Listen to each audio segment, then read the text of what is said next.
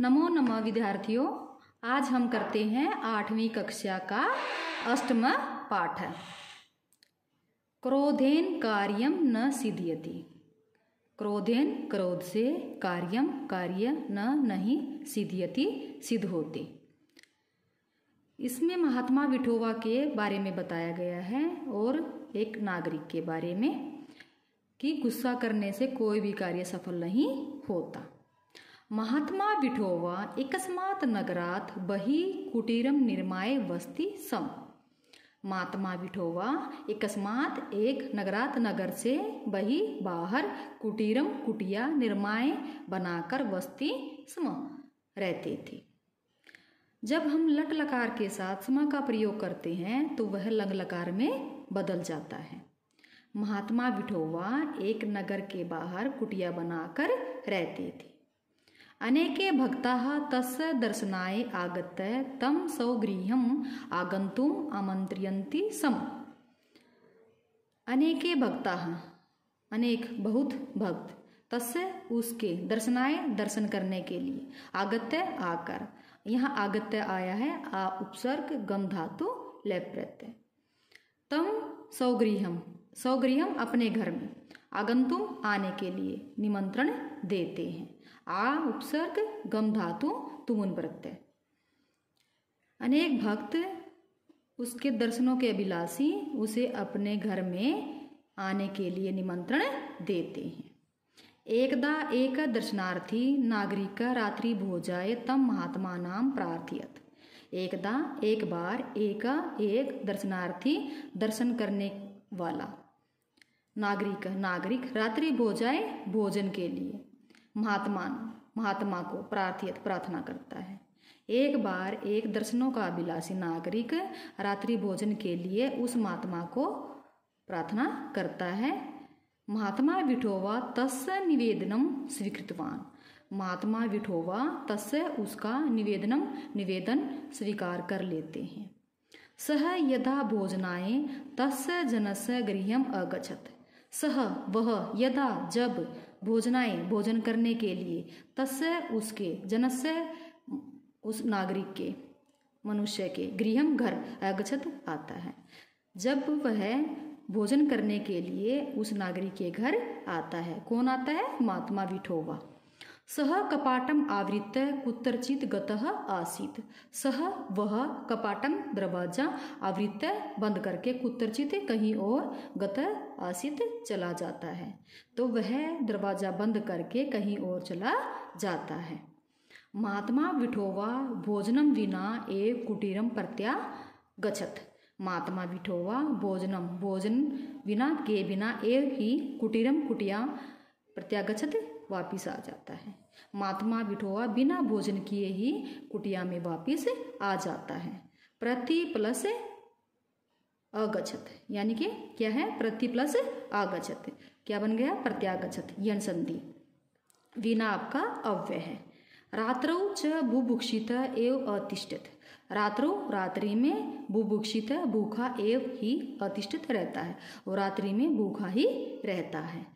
किंचित कालात अंतरम सह एव नागरिक महात्मानां पुनः भोजनाय निमंत्रितवान। किंचित कुछ, कालात समय, अंतरम पश्चात, सह वह, एव ही नागरिक महात्मा को पुनः दोबारा भोजनाय भोजन के लिए निमंत्रण देता है। कुछ समय पश्चात वह नागरिक महात्मा को दोबारा भोजन के लिए निमंत्रण देता है। महात्मा यथा समयम तस्य गृहम गतवान। महात्मा उचित समय पर तस्य उसके गृहम घर, गतवान चला जाता है। गम धातु कतवतु प्रत्यय। परंतु सह नागरिक गृहे कस्मिंचित कार्य संलग्न आसीत। परंतु सह वह नागरिक गृहे घर में कस्मिंचित किसी अन्य कार्य काम में संलग्न व्यस्त आसीत था। लेकिन वह नागरिक घर में किसी दूसरे कार्य में व्यस्त था। अतिथे आगमनस्य सूचनां प्राप्य अपि सह बहिः न आगत। अतिथि आगमनस्य आ गया है ऐसी सूचना प्राप्त करके अपि भी सह वह बहिः बाहर नहीं आगत आता, कि अतिथि आ गया है यह सूचना प्राप्त करके भी वह बाहर नहीं आता। अब यहाँ पर प्राप्य एक शब्द आया है प्र प्लस आ प्लस लेप प्रत्यय। अपि भी, अपि और बही दोनों ही आपके अव्यय पद हैं। आगत्य आ उपसर्ग गम धातु कत प्रत्यय। किंचित कालम प्रतीक्षाम कृत्वा महात्मा सौकुटीरम आगच्छत। किंचित कुछ कालम समय प्रतीक्षाम इंतजार कृत्वा करके महात्मा सौकुटीरम अपनी कुटिया में आगच्छत आ जाते हैं। कुछ समय इंतजार करके महात्मा अपनी कुटिया में वापिस आ जाते हैं। कृत्वा एक शब्द आया है यहाँ, कृ धातु त्वा प्रत्यय करके। कृत्वा का मतलब होता है करके। सह पुनः रात्रौ बुभुक्षित अतिष्ठित। सह वह पुनः दोबारा रात्रु रात्रि में बुभुक्षित भूखा अतिष्ठित रहता है। वह दोबारा रात्रि में भूखा ही रहता है। कौन रहता है? महात्मा विठोवा। मासा अंतरम एकम वारम पुनः सह एव पुरुष महात्मानाम गृहम आगंतुम अकथयत। मासांतरम कुछ महीनों के पश्चात, एकम वारम एक बार, पुनः फिर, सह वह, एव ही पुरुष महात्मा को गृह घर में आगंतुम आने के लिए अकथयत कहता है। कुछ महीनों के बाद एक बार फिर दोबारा वह पुरुष महात्मा को घर में आने के लिए कहता है। महात्मा सहज रूपेण तस्य निमंत्रणम स्वीकृतवान। महात्मा सहज रूपता से तस्य उसका निमंत्रण स्वीकार कर लेते हैं। एतत् दृष्ट्वा सह पुरुष महात्मना चरणयों अपतत। एतत् यह दृष्ट्वा देखकर, सह वह, पुरुष महात्मा चरणों में पैरों में अपतत गिर जाता है। यह देखकर पुरुष महात्मा के चरणों में गिर जाता है। अब यहाँ पर दृष्ट्वा आया है। दृष्ट्वा दृष्ट धातु त्वा प्रत्यय।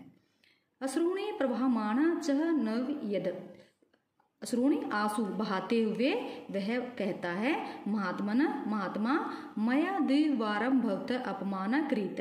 मेरे द्वारा 2 बार भवत आपका अपमान किया गया है। परम भवान किमपि न अकथयत। परंतु भवान आपने किमपि कुछ भी नहीं अकथयत कहा, परंतु आपने मुझे कुछ भी नहीं कहा। पुनः मम निवेदनम स्वीकृतवान। पुनः दोबारा मम मेरा निवेदन स्वीकार कर लिया। क्या कहता है कि मैंने आपका 2 बार अपमान किया लेकिन आपने कुछ नहीं कहा। पुनः मेरा निवेदन स्वीकार कर लिया। मया अपराध कृत। मैंने अपराध किया है। कृपया माम दंडयतु। मुझे दंड दो। महात्मा विठोवा शांत भावेन अवदत। महात्मा विठोवा शांत भाव से बोले। क्रोधेन कार्यम न सिद्ध्यति।